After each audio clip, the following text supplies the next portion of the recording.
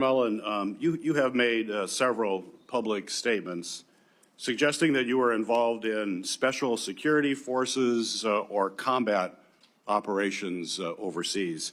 In 2023, you said in a Senate Republican Conference podcast, and I'll quote, "There's another side of my bio that I don't ever talk about, nor will I. I had to go do something overseas." On March 2nd of this year, you told Fox News interview, quote, "War is ugly. It smells bad. If anybody has ever been there and been able to smell the war that's happening around you and taste it and feel it in your nostrils and hear it, it's something you will never forget." On March 3rd, in a podcast interview, you stated, quote, "I did special assignments outside of DOD, now DOW. I never wore the uniform or the flag on my shoulder, but I might have been in the same area." Your statements in public interviews and your responses to the committee are, quite frankly, confusing, and they are inconsistent. And I'd like you to clear this up. You're under oath. We can clear it all up right now. And first, I'd like to ask unanimous consent to enter into the record my letter to you on March 11th and your addendum to the committee of March 12th regarding any overseas special assignments. Without objection. So my question for you, sir, is before your time in Congress, other than on vacations with your family, have you ever traveled to a foreign country? No. You've never traveled to a foreign country? Outside of vacation or mission work? No. Okay. Have you, your FBI report does show some travel. I think it was to Georgia and Azerbaijan. You marked that was not for tourists. Are you referring to August of 2021 when we went to go get the Americans out of Afghanistan? I'm just That's saying. what that travel was for, which Okay. we did So clarify that. you have traveled. So you've traveled to Azerbaijan and Georgia. That was in your FBI report, although you just said you've never traveled. Sir, I thought you were referring to a different time, but in 2021, it was well documented. In fact, It was all over the news, and I actually did say that, and we put that down on the report. But that was us, which was all over the news, trying to go with a extremely experienced team. I've got other questions, thank you. But so you have traveled overseas, despite your previous comment. Were you ever, excuse me, ever an employee, volunteer, or otherwise involved with the Department of Defense, State Department, or other U.S. agency or contractor for any of those departments? No. And Senator, I think there's a misunderstanding here that I could clear up if you want me to clear up for you. Please. Okay, so, which this is official trip, and it is classified. But in 2015, I was asked to train with a very small contingency and go to a certain area, which was scheduled for 2016. During that time, I was asked to go through, had to meet certain training qualifications, had to go through SEER training. The training and stuff was kind of fun. The SEER training was absolutely awful. And I have spoken in general about my experiences, but I've never spoke specifically on details, on dates, or on the mission. And that was official, and there was nothing in the report to the committee. Actually, it said you do not have to claim any official trips. And like I said, that was an official trip that is classified. This is an official trip while you were a member of Congress? Yes. 2015, 2016, I was a member of Congress. Some of it may be public, but it would be very small. Most of it, because of my recollection, which we're going back 10 years, I think there was only 4 people read in on it. So where was that trip? I just said it's classified, sir. It's classified. So the letter that we sent to you said that we need to have information of any of these activities. It said not official trips. Your paperwork was very clear, excluding any official trips. This was an official trip as a member. Well, we have more questions we're going to have to ask. When in the FBI report, I asked, is there anything in that report that is classified, that you were involved in any kind of classified operation at all? And there's none. It was also excluding, it also said excluding official duties. It says that. And you guys have the paperwork in front of you, and it always says excluding official duties. We had this committee come to us and ask the same questions. We talked about doing mission work, talked about doing mentorship, but they said official duties that was in your official capacity does not have to be talked about. So where did you smell war? Sir, I just said that this was classified, and the dates, locations, and admission, I've never spoke specifically details about. Well, we can get that information. That's fine. Mr. Chair. You're welcome to get it. We will want to find out more information about that. That's perfectly okay, It's important to Senator. have the truth here and that you're portraying yourself in a truthful way. Sir, I'm not portraying myself in any way other than you're asking the question. I said I would try clearing it up for you. We'll continue to work on that. Thank you. After DHS officers shot and killed 2 American citizens this past January, you joined top administrative officials in publicly blaming and disparaging the victims. Following the killing of Renee Good, Secretary Noem called her a domestic terrorist. You, sir, you called Alex Preddy, quote, a deranged individual that came in to cause max damage. Could we expect those kinds of quick responses if you are confirmed as Secretary? Would you be basically, well, you did, you responded as Secretary Noem. Are we going to just expect that same behavior all over again? No, Senator. I have a deep amount of respect for you. We've had our differences, but I do respect you. I think I said this privately when we had a conversation. Those words probably should have been retracted. I shouldn't have said that, and as Secretary, I wouldn't. The investigation is ongoing, and there is, like I said, there's sometimes going to make a mistake, and I'll own it. That one, I went out there too fast. I was responding immediately without the facts. That's my fault. That won't happen as Secretary. So you regret that statement? I already said that, yes, sir. Would you want to apologize to the family of Alex Preddy? Well, sir, I just said I regret those statements. Is that the same as an apology? I haven't seen the investigation. We'll let the investigation go through, and if I'm proven wrong, then I will absolutely. How would you characterize your relationship with President Trump? He's a friend. How frequently have you spoken with him in the past year? Often, most of the time about my family. If you want to explain the friendship, I'll tell you. My wife will tell you the same thing. When someone loves your kids when they're going through a difficult time, like we have, the amount of outpouring of support from the president and the friendship we saw going back to 2000 or 2020 was quite remarkable. And so I speak to the president from a friend level more than I do a policy level. Okay. I have more questions, but my time is up. Thank you, Senator. Doing it in a second round. Okay, thank you. Senator Moreno. Thank you, Mr. Chairman, and thank you, Senator Johnson, Senator Langford, for letting me skip the line. I have to, unfortunately, go to Dover for the dignified transfer, so I appreciate taking the time. It's not often that I get to ask questions for somebody who I've known for a long time, meaning in politics, 2.5 years is a long time. I've gotten to know you as a friend, as a colleague. I've seen you interact as a dad. I've seen you interact as a husband. And I just want the American people to know you're a good man. Thank you. That doesn't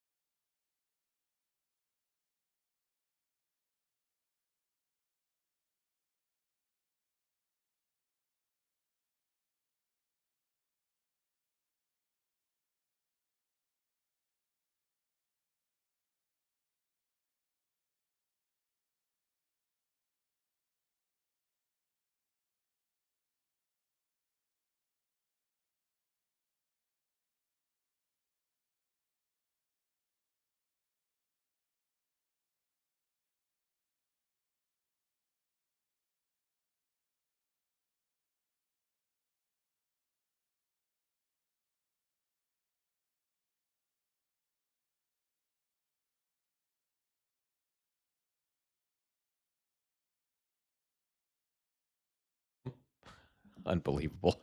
Oh my God, guys, I'm having so many problems with my tech recently. Let me just check and see. I'm sorry, guys, as I'm kind of running this live. I've been having some issues um, with my streaming software. At least it's happening with the Republicans there. And it looks like we've got some muting going on. Oh, you can hear me now, Catherine? Okay, thank you. I'm not sure what that was, but I'm glad it's fixed.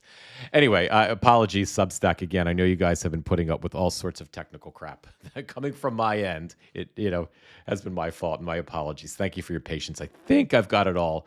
Fixed now. I hope, hopefully. So, irrespective, prior to Moreno's nonsensical babble of whatever it is that he's talking about right now, you may not have seen the very beginning of this hearing. Senator Rand Paul opened it up, who is the chair of this particular committee. Senator Rand Paul is a Republican. Senator Rand Paul spent his entire 5 minutes hammering Mullin. Go back and watch the clips of it. Senator Rand Paul talked about the fact that he was physically attacked.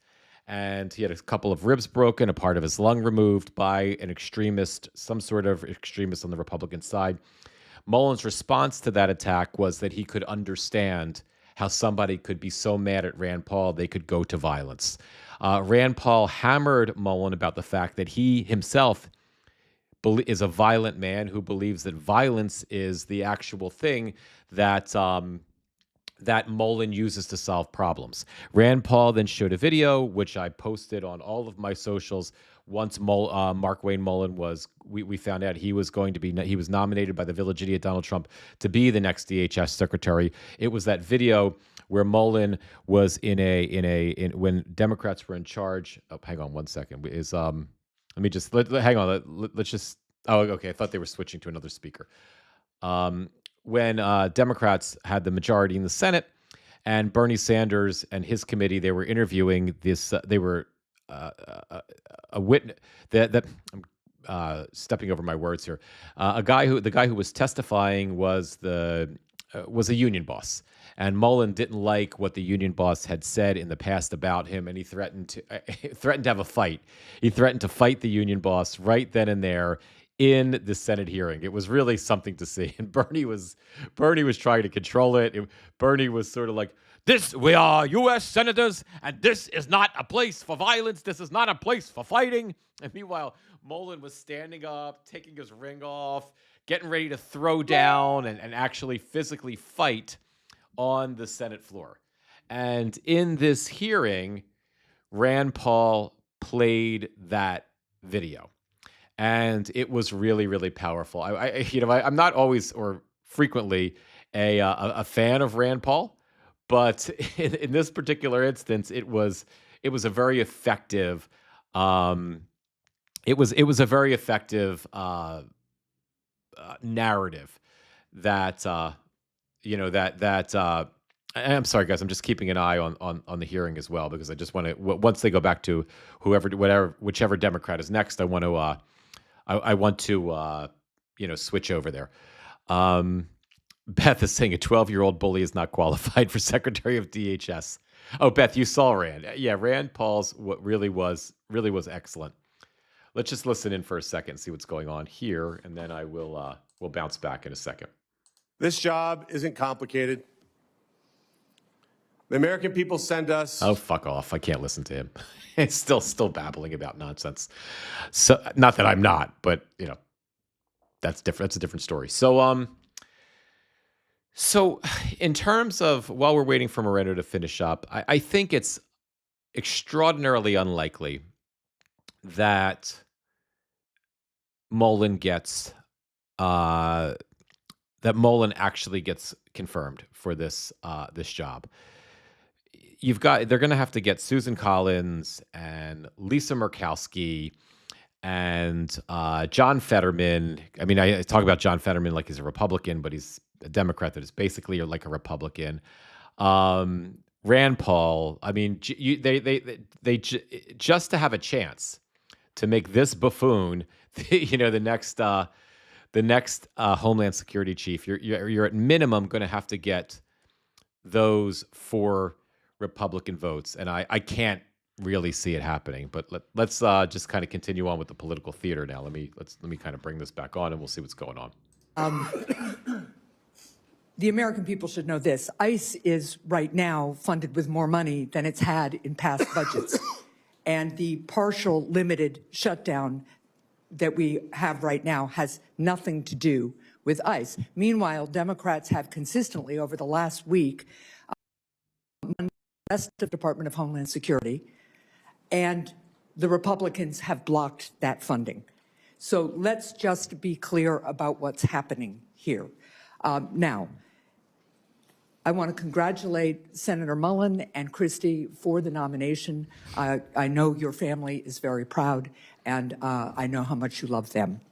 I also want to thank Chairman Paul for speaking so openly about a really difficult thing, which is the actual physical impact of violence, and in this case, political violence. It is a hard thing to do, but it is a really important thing to do at this time in our country's history. So thank you, Chairman. The Department of Homeland Security was created in the wake of the September 11th terrorist attacks with a clear mission: to keep our country safe, secure, and free. The department's work includes counterterrorism operations, disaster recovery, physical and cyber protection of critical infrastructure, and immigration enforcement. The stakes for the success of the Department of Homeland Security could not be higher. And that's also why Granite Staters and Americans of all stripes have been deeply concerned about what they've seen from the Department of Homeland Security under this administration. People have been rightfully outraged Senator, come about on. the lawlessness Let's get from to the point. department's Get to the leadership, point. which has Start not only resulted in the asking death Mullin of his 2 questions. American citizens, but has also led to the hollowing out of agencies like FEMA. So to Senator Mullin and my colleagues, what happens here in this room today is not nearly as important as what happens at our border, on our streets, in our communities, and in our businesses tomorrow and every day thereafter. So, Senator Mullin, I'm going to start with a question I have asked every one of the president's nominees. If directed by the president to take an action that would break the law, would you follow the law or follow the president's direction? Senator, thank you for the questions and thank you for the concerns. First of all, I've enjoyed working with you on several different issues. We've had very blunt conversations. To answer your question, the president would never ask me to do that. Well, course he certainly will. everyday Americans who have served on juries would disagree with you. The question is, will about you that. do and it? the example he has set calls into question that answer. So, Let's Senator, move, sir. yeah. I have limited time, as Okay, you yes, well know. go ahead. In the past 14 months, Secretary Noem has fundamentally broken the American people's trust in the Department of Homeland Security. The top priority of whoever leads this department next must be to rebuild this trust. If confirmed to lead the department, how will you be different from Secretary Noem? Senator, I think I've said this in a private conversation too. I love Senator Noem's family, and I consider them friends. But everybody has a different leadership No, styles. Catherine is saying they're not throughout my skilled at businesses, when I would have they're to not- they're transfer one skilled at not manager to the answering next, questions. or one Agreed. executive to another area, and now you bring in a different one. They all have different management styles. My management style is empowering people. And as I said in my opening statement, I want to protect the homeland. I want to bring peace of mind, and I want to bring confidence back to the agency. I'm not going to be the smartest guy in any room I walk into, but I know how Really? to get talent, Who would've and I know known? how to bring those people together. Let me interrupt you again. I'm Yes. sorry, sir, That's okay. because our time is limited. But let's be really clear. What Secretary Noem did was give the green light to lawless behavior. Are you going to give the green light to lawless behavior? I will operate within the parameters and the policies and the laws that you guys set for me. And the I Constitution don't of get the it- United States. Of course, the Constitution Fourth of the United Amendment, States. among other things. Of course, the Constitution of the United States. I'll swear to uphold that when I get sworn in. But be very clear, I don't get to choose the laws that I enforce. You guys pass the laws. I enforce those laws. Right. And but, the reason why but we haven't had... shooting a protester who was exercising his First Amendment speech and carrying a lawfully licensed gun is not a lawful behavior. Now, let's move on to another issue. Granite Staters pushed back hard against ICE's plan to build a detention center in Merrimack, New Hampshire. And despite poor communication from the department, eventually Secretary Noem canceled the plans for this facility. Senator, will you ensure that the Merrimack plan remains off the table, or will you consider restarting it? Ma'am, I haven't seen the facts behind it. As I stated when we spoke in your office, I will work with you on this. We want to be good partners in your state and in your community. I don't know the strategic purpose of it. I don't know what has happened, so it's hard for me to state something that I haven't got briefed on. But I have made this very clear to you in private and here too. I will work with the community leaders and make sure that we're delivering for the American people what the president set out. I appreciate that. In follow-up conversations with my office, ICE refused to comment on opening new facilities elsewhere in New Hampshire. They've said they won't do it in Merrimack, New Hampshire.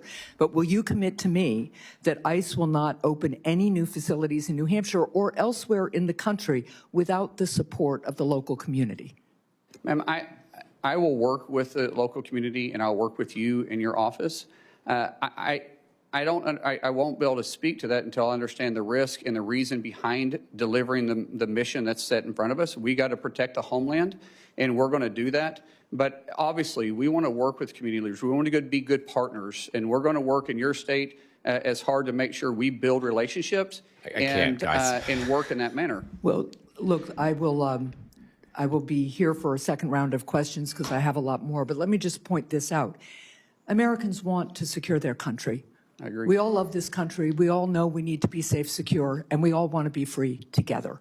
The people of New Hampshire will take into consideration I cannot believe a request by ICE and Senator, the federal government stop talking. to do its part. I can't do this. I can't do this. I can't. Maybe it's just me. And Senator Hassan is a fine senator. I didn't agree with her position on, several months ago on opening the government, when she was one of 7 senators who agreed to open the government when Democrats had all the leverage, and she was one of the 7 senators who fucked up. And she's one of the reasons, unintentionally on the Democratic side, that 20 million people are facing losing their health care when it came to the Obamacare subsidies later last year. But I cannot, and again, if it's me, guys, just tell me it's me. Okay, if I'm overreacting. But these questions that she's asking and the way she's asking them are fucking pointless. With the way Rand Paul opened this hearing, he started hammering Mullin on violence, on the fact that on Substack, I see that we're glitching again. As soon as I'm going to wrap this live in a few minutes anyway, and I know how to fix the glitch. I didn't think it would be happening this quickly again, but I apologize that it's glitching again, and I'm going to get that straightened out. So the fact that Hassan, every Democratic senator should be going after Mullin for his unfitness for the job because he's emotionally unstable. That should be number one. You're emotionally unstable. You can't control yourself. You tried to start a fucking fight on the Senate floor. Rand Paul got the shit beaten out of him, and you said that the person who beat the shit out of him had every right to do it and almost killed him because he didn't agree with you politically. And third, you lied and said you basically were a warrior, a soldier, and you never were. And every Democratic senator should be hammering him with that. These sort of bullshit roundabout questions that these ineffective, supposedly moderate senators are asking. And if the Democrats are going to approach this way, they might just wind up fucking up this hearing enough to get him confirmed. Because honestly, if Murkowski and Collins, right, and Fetterman don't know that they have strong support from Democrats against this nomination, they will bail. They will surrender. They will not have the courage to stand up.